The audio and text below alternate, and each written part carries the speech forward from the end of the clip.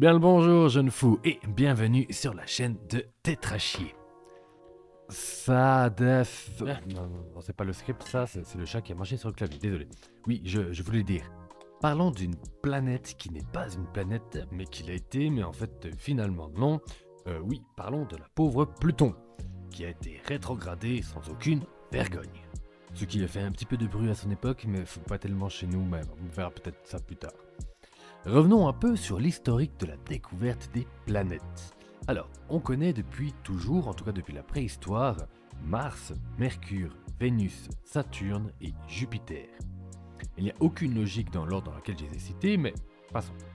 Bien avant de savoir que la Terre tourne autour du Soleil, et pas l'inverse, ou alors l'inverse, je sais jamais, simplement car elles sont visibles à l'œil nu, et étant définies comme des planètes du système Sol, elles bougent dans le ciel, en plus de façon irrégulière, un peu comme ton tonton bourré après les fêtes. Ouais.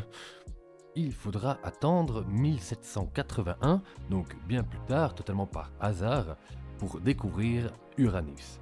Bien qu'elle soit aussi visible à l'œil nu, elle sera la première planète découverte grâce à un télescope, car elle brille très peu et est très lente dans le ciel, du coup personne n'avait fait le lien entre elle et une planète.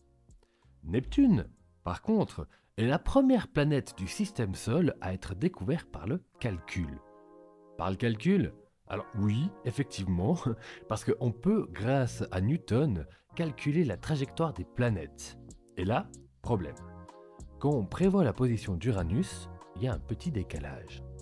Ce décalage peut être expliqué par la non-validité de la gravité par Newton, ou alors par une perturbation gravitationnelle. Tu l'as compris, c'est bel et bien la deuxième hypothèse qui l'emporte. Urbain Le Verrier prédira la position hypothétique d'une planète et sera confirmée par l'observation peu après, qu'on nommera Neptune. Je notifie ici juste en passant que du coup, Neptune comme Uranus avait déjà été observé à l'époque, mais non identifié comme planète, et donc on ne peut pas considérer qu'elles avaient été découvertes avant. Et Pluton dans tout ça? Alors, avant, je tiens de préciser que ces découvertes ont donné lieu à une compétition entre les nations dominantes de cette époque, voulant faire la découverte par le prestige, et aussi parce que c'est vachement mieux que de le faire nous-mêmes que les fromages qui puent, je parle pas des Français, oui bien sûr je parle des Français, mais du point de vue des Anglais, ou alors de ceux qui boivent du thé froid. Non, il y avait vraiment une petite guéguerre à cette époque entre les deux. Parce que mine de rien, découvrir une planète, ce n'est pas rien. Bien, Pluton. Dans la même lancée que Neptune, Pluton a été découvert grâce à la perturbation gravitationnelle constatée sur cette dernière. On cherche alors la planète X. Et non, ce n'est pas la planète d'origine d'Elon Musk. Permettez-moi d'ouvrir une parenthèse, petit clin d'œil à Link the Sun. Mercure a aussi une perturbation gravitationnelle. Étant persuadé de la justesse de la loi de Newton, on a cherché cette nouvelle planète. Tellement persuadé qu'elle a même été nommée Vulcain. Malheureusement, comme je l'ai dit avant, deux possibilités. Soit la théorie de la gravitation est erronée, ou incomplète, soit il y a bel et bien un nouvel astre. Mais cette fois-ci, c'est la première possibilité qui a prévalu. On n'a jamais trouvé cette planète Vulcain, et l'anomalie gravitationnelle sera expliquée par la relativité générale d'Einstein, avec sa nouvelle conception de l'univers. Gros dossier, très gros dossier. Un jour viendra où j'en parlerai, comme tellement d'autres choses finalement. Bref, fermons la parenthèse et revenons à notre planète du porn. Non, je veux dire, la planète X. Pour cette fois, il s'agit bel et bien d'une planète, dans le contexte de l'époque. Après plusieurs déboires, en partie par le fait que cette coquine a une orbite fortement inclinée, en 1930, les Américains finiront donc par trouver cet élément perturbateur. On la nommera Pluton, du nom du dieu des enfers romains. En passant, vous aurez remarqué que toutes les planètes sont nommées selon des dieux romains. Ce que je trouve dommage, ça aurait été vachement bien plus classe si on avait pris des dieux grecs, genre Hadès, Zeus, Arès, Hermès ou alors Athéna. Ça aurait eu quand même plus de gueule. Hein. Bien. Venons au fait du rétrogradage de notre petit dieu des enfers. Au début, on pense que sa masse est 10 fois supérieure à la Terre. Alors en fait, pas du tout, hein, pas du tout, pas du tout. À partir de 1960, on va commencer à se rendre compte qu'elle a pas mal de copines. J'entends par là des astres avec une taille et une masse comparables à elle. Et certains astronomes commencent à plaider pour faire rentrer ces astres dans la famille des planètes au même titre que Pluton. Je vous dis pas le bordel que ça donnerait, hein.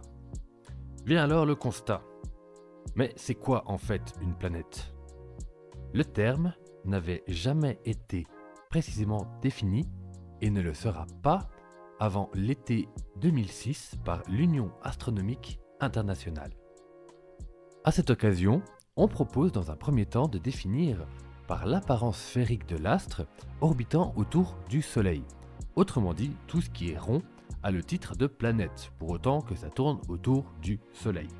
Il faut dire ici que ce qui rend les astres sphériques, c'est l'accumulation de matière créant ainsi une force gravitationnelle assez importante pour agglutiner toute cette matière qui va essayer de venir s'engouffrer au centre.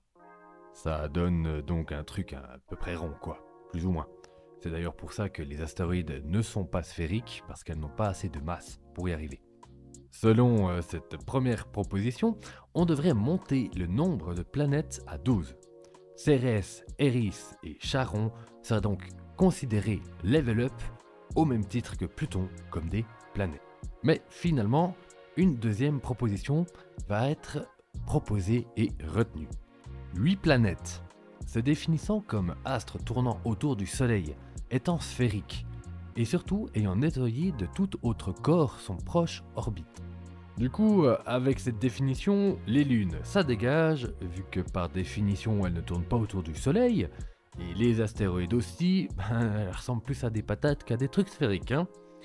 Tiens, ça me fait penser, est-ce que par hasard nous n'appelons pas prétentieusement des planètes, dont celle où c'est que nous habitons, hein, justement des planètes, alors que du point de vue du Soleil, ce ne sont que des lunes du Soleil ? Ouais, effectivement, ouais, je pense qu'on s'en prend. Et Pluton, bah, elle a à genre absolument pas nettoyé son orbite, et c'est bien ça le problème. Elle ne ferait donc plus partie des planètes du système solaire.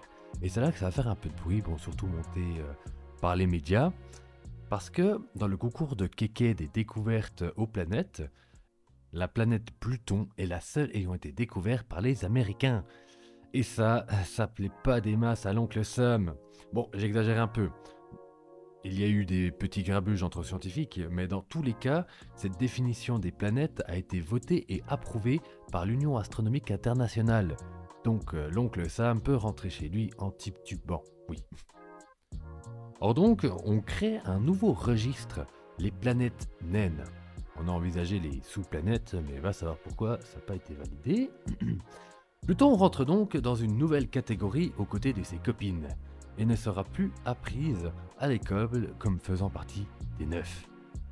Ça me fait penser à la communauté de l'anneau, c'est un peu comme si on avait rejeté Sam, parce que Sam est le plus petit des hobbits. Tristesse pour elle. Bon, arrivé à ce stade, je pourrais donner quand même quelques informations sur Pluton. Comme par exemple sa distance du Soleil, en moyenne 54 unités astronomiques. Et si cette unité ne te parle pas du tout, bah moi non plus.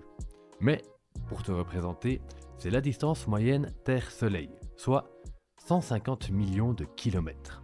Donc, 150 millions de kilomètres fois 54, 54 étant la moyenne de la distance entre le Soleil et Pluton, ça nous donne clairement un gros chiffre, j'ai la flemme, on dirait un gros chiffre, ça va très bien. Je pourrais aussi dire qu'une année plutonienne dure 248 ans. Donc si toi qui écoutes, tu te trouves vieux, dis-toi que sur Pluton tu n'as pas encore un an. Je pourrais aussi dire qu'il y fait très froid, par là j'entends moins 225 degrés. Oui, c'est vraiment pas très chaud. Qu'elle mesure pas moins de 2400 km de diamètre, pour une superficie d'environ, attention, là ça va piquer, 17 647 1000 km², soit un peu plus que la Russie, pour vous donner une idée. Mais tout ça, ce sont des chiffres, les chiffres, ça fait chier les gens, en plus ça ressemble à des arguments d'autorité, donc je préfère dire Pluton est trop petite pour avoir réussi à nettoyer son orbite, en plus elle est désaxée, donc désolé, pas désolé, tu n'es plus une planète. Voilà, c'est fini pour moi, je te laisse liker et partager si ça t'a plu, et si tu veux soutenir mon travail, c'était Tétrachier, Kiss Kiss, Love Life.